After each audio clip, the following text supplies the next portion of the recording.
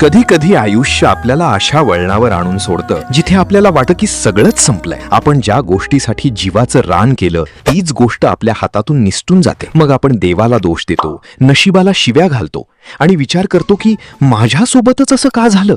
पण मित्रांनो, भगवान श्रीकृष्ण अर्जुनाला एका खूप मोठ्या सत्याची जाणीव करून देतात.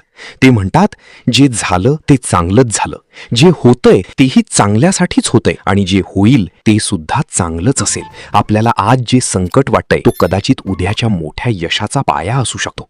विचार करा, जर एखादं झाड जुनी पानं गळू देत नसेल तर त्याला नवीन पालवी कशी फुटेल. तसंच आपल्या आयुष्यातून काही गोष्टी गेल्याशिवाय नवीन आणि चांगल्या गोष्टी येणार नाहीत. आपल्याला भविष्याचा फक्त एक तुकडा दिसतो, पण देवाला पूर्ण चित्र दिसत असतं. ज्याप्रमाणे एखादा मूर्तिकार दगडावर घाव घालतो तेव्हा त्या दगडाला वेदना होतात, पण त्या घावातूनच एक सुंदर मूर्ती तयार होते. त्याचप्रमाणे आयुष्यात येणाऱ्या अडचणी आपल्याला तोडण्यासाठी नाही तर आपल्याला घडवण्यासाठी असतात. त्यामुळे चिंता करणं सोडा. जर तुमच्या मनासारखं झालं तर आनंद माना, आणि जर मनासारखं नाही झालं तर समजा की ते देवाच्या मनासारखं होतं. आणि लक्षात ठेवा, देवाचा प्लॅन तुमच्या प्लॅनपेक्षा नेहमीच सरस असतो. फक्त कर्मावर लक्ष द्या आणि त्या परमेश्वरावर विश्वास ठेवा.